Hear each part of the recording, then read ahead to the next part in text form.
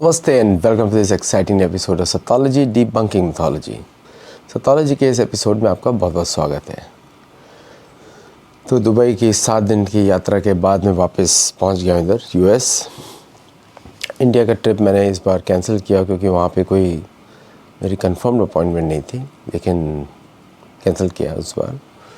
लेकिन बहुत ही अच्छा मेरा एक्सपीरियंस रहा दुबई में और काफ़ी धार्मिक लोगों से मिला और स्वामी नारायण की यात्रा भी करी। उस पर अलग वीडियोस में बताऊंगा अबू धाबी में, और उसमें हम लोग अलग वार्ता करेंगे। चलिए आज के इम्पॉर्टेंट टॉपिक पे बात करते हैं। मैं देख रहा था क्या चल रहा है अभी दुनिया में, वैसे ही चल रहा है जैसा हम लोग डिस्कस करते रहे हैं कि जब पैसा नहीं होता है तो दुनिया में अशांति फैलाई जाती है। फैलती नहीं है, फैलाई जाती है। और कलयुग का तो निशानी होता है कि पैसा अगर जहाँ पे होगा फिर मनी फ्लोज अटेंशन गोस, ऐसा है, सिंपल सा है। तो जहाँ भी मनी का फ्लो आप देखें, आप समझ लीजिए वहीं पे अटेंशन जा रहा है। इस समय मनी का सारा फ्लो जो है समाज की वेलफेयर से हटाकर डाला जा रहा है एआई में, आर्टिफिशियल इंटेलिजेंस में, क्योंकि सबको मालूम है कि दुनिया की पॉपुलेशन कम हो रही है, पॉपुलेशन बढ़ नहीं रही है। ये गलत फैलाया गया था और ये कोशिश की गई थी कि भारत और चीन की पॉपुलेशन भी कम हो। तो भारतीय पॉलिटिशियंस को, समाज, सो कॉल्ड समाज सुधारक, मैं उनको बोलूँगा समाज बर्बारक, बर्बाद करने वाले समाज को, उनको बताया गया कि पॉपुलेशन भारतीयों की, हिंदुओं की बहुत ज़्यादा है। और फिर 2 चाइल्ड पॉलिसी डाली गई, हम दो हमारे दो, जिससे भारतीय समाज को, पर्टिकुलरली हिंदू समाज को बहुत नुकसान हो। अब पश्चिम में भी वही बीमारी फैलाई गई क्योंकि चर्च चाहता था कि कम लोग रहेंगे, उनको लगता था कम लोग रहेंगे ज़्यादा में एंजॉय करेंगे। अब नई नई स्टडीज़ आगे आ रही है। तो पॉपुलेशन डिक्लाइन की वजह से इकोनॉमिक प्रॉब्लम शुरू हो गई, क्योंकि कंज्यूम कौन करेगा? मशीन्स तो नहीं कंज्यूम कर सकती हैं, मशीन्स तो सहायक है, कंज्यूम तो नहीं करती है। कंज्यूम तो मनुष्य करेंगे। मतलब उन्होंने क्या किया, पहले लूट लूट के समाज को खाली कर दिया, और उसके बाद वेल्थ कहाँ पे रखोगे? लूट कर wealth from one side of the earth to another side of the earth, भूमि पे तो रखोगे। तो इकोनॉमिक्स में, अर्थशास्त्र में मनुष्य सबसे ज़्यादा इम्पोर्टेंट है। इसलिए वर्णाश्रम में मनुष्य ही बहुत इम्पोर्टेंट है, और मनुष्य की रिस्पॉन्सिबिलिटी है कि प्रकृति का ध्यान रखे। हर जानवर, हर पौधा, हर कीटाणु, हर सांप, रेप्टाइल जो रेंगता है, उसका ध्यान रखा जाए।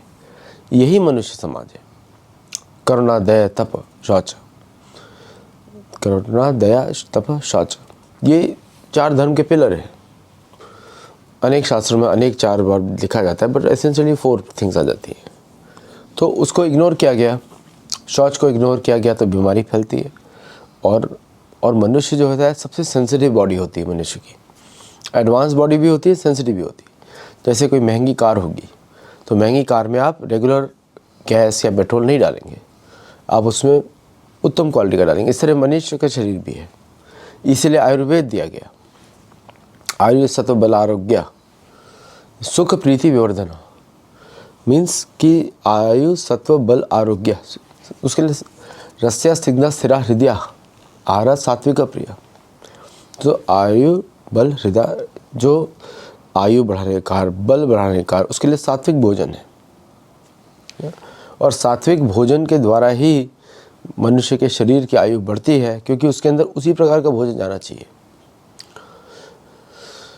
आरोग्य बढ़े, बल बढ़े, सत्व बढ़े, एग्जिस्टेंस लंबी हो, ताकि सोचे ठीक से।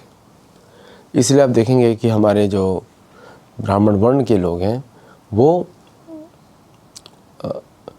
एक पर्टिकुलर आहार दिया जाता है, आहार का सेवन करते हैं, जिससे सोचने की क्षमता बढ़े। अब समाज में उल्टा सीधा भोजन आप फैलाएंगे तो पॉपुलेशन तो कम होगी।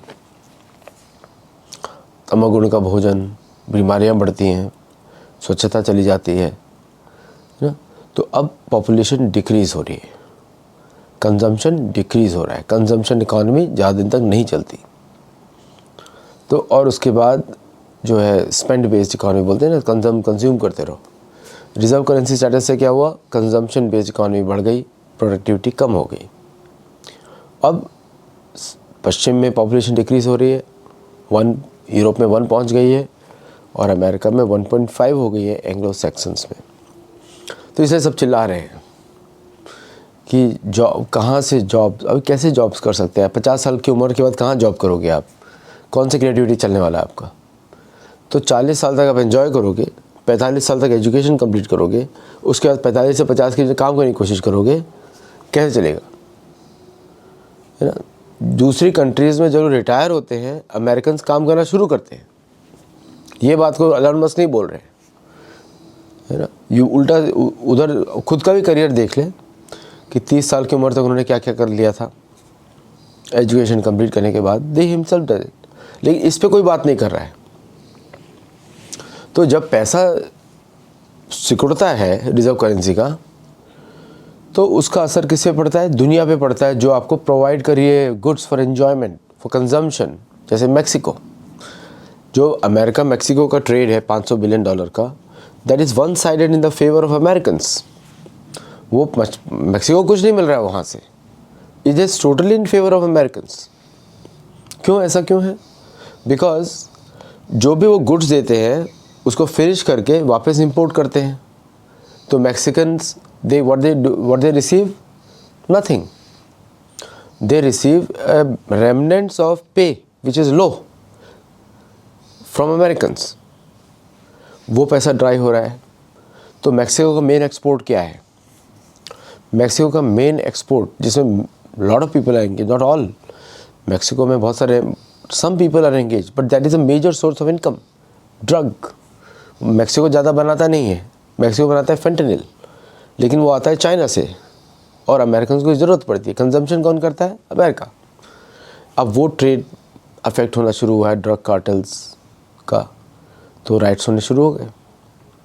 सामान्य पब्लिक जो इस ड्रग कार्टल्स के विरुद्ध है, majority of Mexicans are very good people, लेकिन जो उसके विरुद्ध है, आपको भारत जैसे ही लगेगा वहाँ पे ज़्यादातर, उसी तरह भारत रहते हैं, इमोशनल भी होते हैं।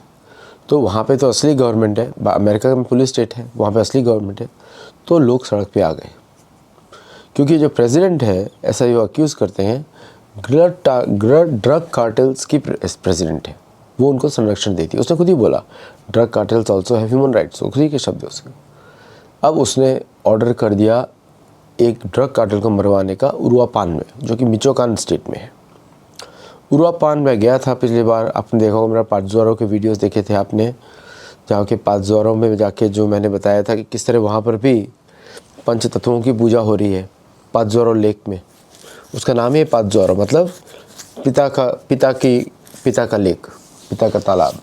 बड़ी लेक है वो, ट्रेडिशनल लेक है नेटिव अमेरिकन, जहाँ पे अभी क्रिश्चियंस ने वहाँ पे पॉलिटिकल फिगर बना दी, मोरेलो का पिक्चर लगा दिया है। मोरेलो एक पॉलिटिशियन था वहाँ पे, और जो कि काफ़ी चर्च के साथ मिलके उसने नेटिव अमेरिकन को मारा था, उसकी बड़ी प्रतिभा लगी हुई वहाँ पे। अब वहाँ पे तो नेटिव कल्चर है, उसी के पास में उरुआपान है, उसी के पास अपासिंगान है, उसी के पास ये सब जगह है वहाँ पे मैक्सिको में। और यहाँ पे जम के ड्रग कार्टल्स रहते हैं। अच्छी जगह है और छुपी हुई जगह है, मतलब पुलिस स्टेट है। जैसे कि आप पुराने समय में भारत में अगर आप चले जाएं कश्मीर एरिया में, एक पूरा एरिया, कश्मीर का तो बात ही अलग है, वो पाकिस्तान स्पॉन्सर टेररिज्म है, चल रहा है अभी भी, और पॉलिटिकल पार्टीज़ भी एलोकेटेड है। वैसे ही पाँचज़ोरों में भी ड्रग कार्टेल्स को संरक्षण देती है अमेरिकन की अदृश्य शक्तियाँ, और साथ में क्योंकि वही खरीद रही हैं, और साथ में क्योंकि उनके सारे वेपन्स आ जाते हैं अमेरिकन, बड़ी मॉडर्न वेपन, और साथ में वहाँ की लोकल जनता है वो उसके विरुद्ध रहती है। लोकल जनता जो है एवोकाडो वहाँ बहुत उगते हैं, एवोकाडो का बिज़नेस करती है। डेंजरस जगह है बहुत। मैं वहाँ पे गया था, पुलिस ही पुलिस थी हर जगह। तो मुझे वो देख के मुझे उनको लगा मैं मैक्सिकन नहीं हूँ, तो इसलिए मुझे ज़्यादा बात नहीं की। अगर उनको पता होता कि मैं भारत से हूँ या अमेरिका से हूँ, तो मुझे भारत ही बोलना पड़ता है हर जगह, मैं भारत से हूँ, तो वो बच जाता हूँ मैं वहाँ पे। तो भारतीयों को टच नहीं करते वो लोग ज़्यादा। तो उधर जब मैं जा रहा था तो मैंने ये देखा कि इतनी सुंदर जगह है और बहुत ही प्राचीन जगह है। उसका नेटिव कल्चर, इंडिजिनस कल्चर काफ़ी हिंदुओं से मिलता है। अग्नि की पूजा, जल की पूजा, आकाश की पूजा, अंतरिक्ष की पूजा, देवी की पूजा, डिवाइन मदर, उसको मानते हैं कि जगत को एक देवी माँ चलाती है, ऐसा वो मानते हैं लोकली। तो वहाँ पे मैं जब बात कर रहा था लोकल, तो मेरी डायरेक्ट बातें भी प्लस मेरा रिसर्च भी है। तो वहाँ पढ़ के मैं गया था कि ओरिजिनल कल्चर वही है। तो कल्चर और रिलीजन के बीच में बहुत लड़ाई चलता है मैक्सिको में। कल्चर तो नेटिव का है, रिलीजन है यूरोपियंस का, और रिलीजन चाहता है कि कल्चर को टेक ओवर कर दे तो यूरोपियन बना दे, जैसे अर्जेंटीना। लेकिन वह पॉसिबल नहीं है क्योंकि लोगों की आस्था लोकल में बहुत ज़्यादा है। लेकिन रिलीजन उनका, तो लोकल में आस्था रहते हुए भी रिलीजन वो कैथोलिक फॉलो करते हैं, कैथोलिसिज्म। इसी को कल्चर और रिलीजन की लड़ाई बोलते हैं, जो भारत में भी करते हैं ये लोग। अब वही लोग हैं, उसी तरह का मानसिकता है कि अब जीसस को वो ये इमेजिनरी फिगर है, उसको अभिषेक करा रहे हैं भारत में भी। तो इस तरह का करते हैं, वहाँ पे भी वही है। तो ड्रग कार्टेल्स की लॉयल्टी लोकल रिलीजन्स में है, ज़्यादातर वो कैथोलिक्स नहीं होते और वो लोग करते हैं पैसे के लिए। और जब पैसा ज़्यादा होता है तो वहाँ पे पुलिस काफ़ी कमज़ोर होती है, तो परिवारों को मार देते हैं पुलिस के और पूरा। तो यही लोग अभी चढ़ गए, जैसे उनके मेयर जो अपोज कर रहा था क्लॉडिया शेनबाउम को, उसकी हत्या करा दी गई 3 हफ्ते पहले। फिर उसके बाद ये लोग उसके पीछे, उसको मरवाने के बाद अब पता लगा कि अब ये यूएस ने भी काम किया, दृश्य राज्य ने इन्फॉर्मेशन भेजी कि ये प्रेसिडेंट ने कराया, क्योंकि यूएस नहीं चाहता कि ये प्रेसिडेंट रहे। ड्रग की वजह से नहीं, ड्रग उनको तो यूएस ही कंट्रोल करता है।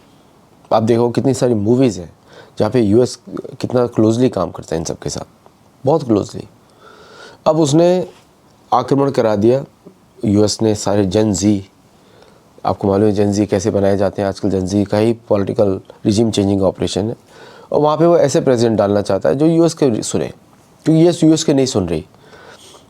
इसने पहले आते ही बोल दिया कि ड्रग पेडलर्स हमारे फर्स्ट लाइन ऑफ डिफेंस। वो एक्चुअली है, मैक्सिको की डिफेंस लाइन ड्रग पेडलर्स ही है, क्योंकि वो लोग यूएस के विरुद्ध काम करते हैं हमेशा, जबकि उनको सपोर्ट भी यूएस से मिलता है। थोड़ा कंफ्यूजिंग आपको लगेगा जो मैं बता रहा हूँ, दोनों साइड में काम करते हैं वो लोग। तो लेकिन मैक्सिको के लिए वो बहुत मेजर सोर्स ऑफ रेवेन्यू है, तो इसलिए उसको जो भी प्रेसिडेंट बनता है अगर उनके विरुद्ध काम करेगा तो वो हार जाएगा। अब यूएस गवर्नमेंट चाहती है कि वो पूरा कंट्रोल करे और वो लोग नहीं करें, तो वो सोर्स और एंड दोनों को कंट्रोल करना चाहते हैं। एंटी ड्रग के लिए मैं तो सभी प्रकार के नशे के सेवन के विरुद्ध हूँ।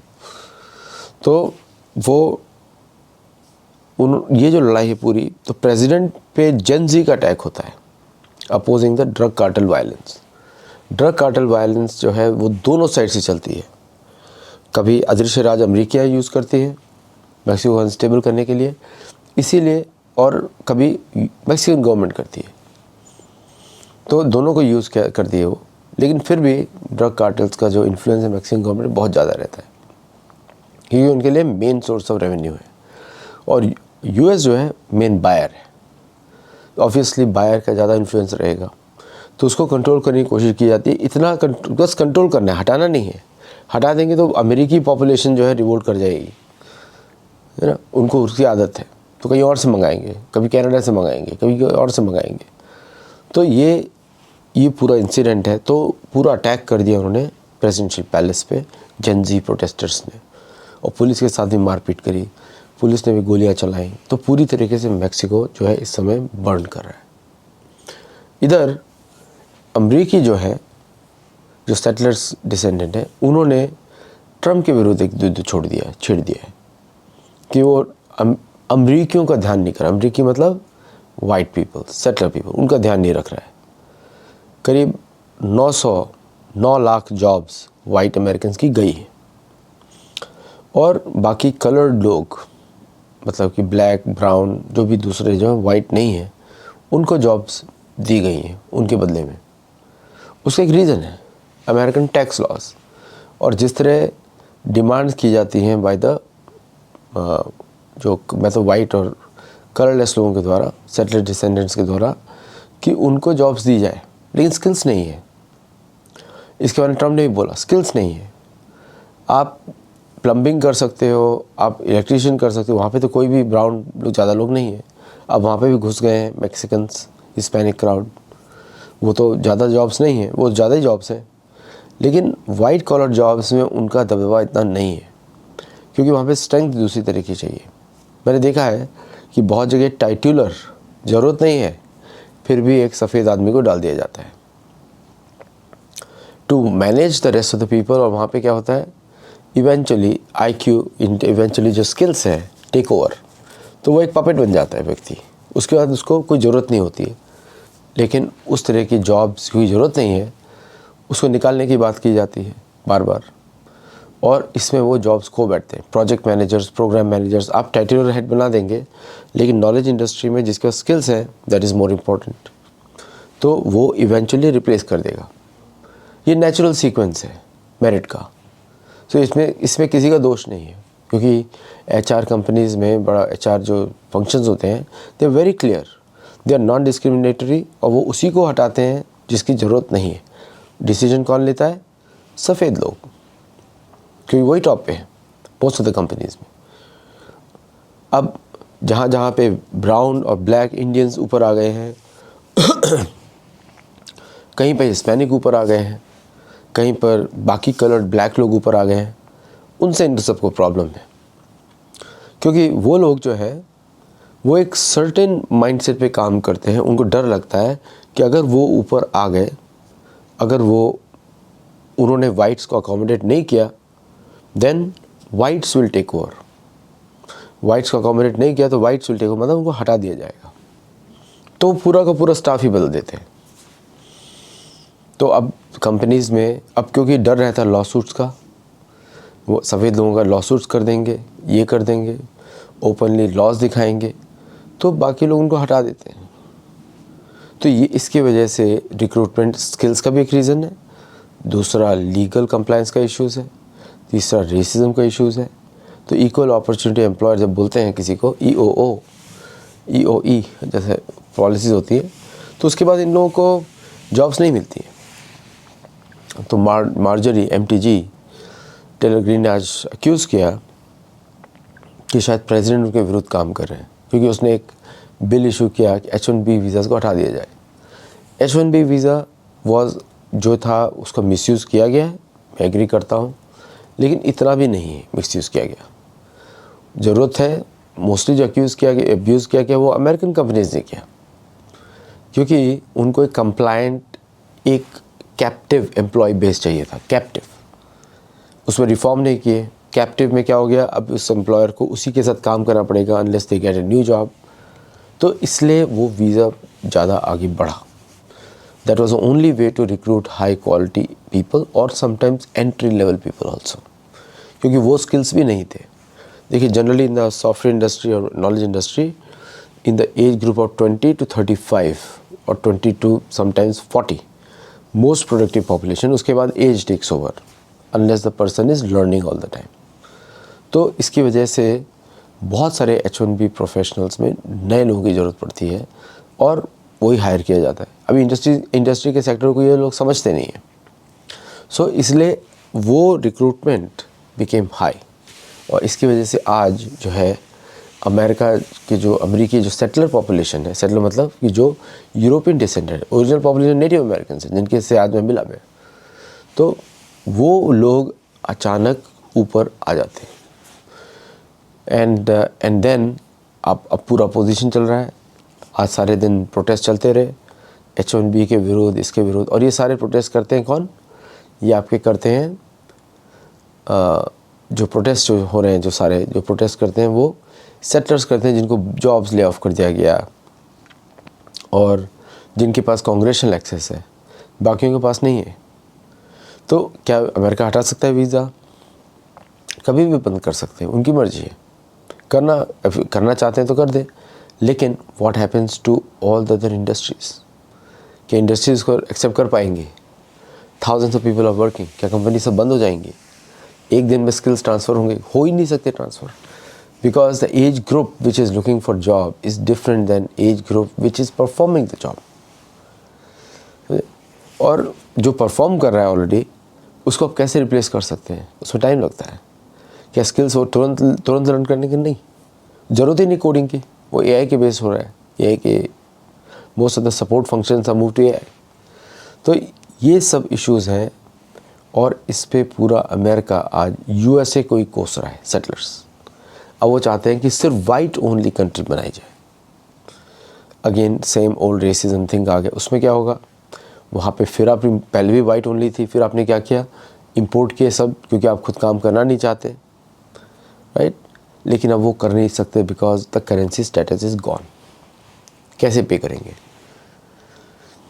सो now with when the wages are high, तो कैसे इकॉनमी चलेगी, आप कितना एक्सपोर्ट कर सकते हैं? तो all these questions are there. Plus Venezuela का वॉर, मेक्सिको का वॉर, क्योंकि मेक्सिको में अब तैयारी की जा रही है वॉर की, वेनेजुएला का वॉर, तो पूरा साउथ अमेरिका जलने वाला है। अर्जेंटीना ऑलरेडी उनके कब्जे में आ गया। Except Brazil, every other country is going to burn in South America. अब इसकी शुरुआत हो रही है।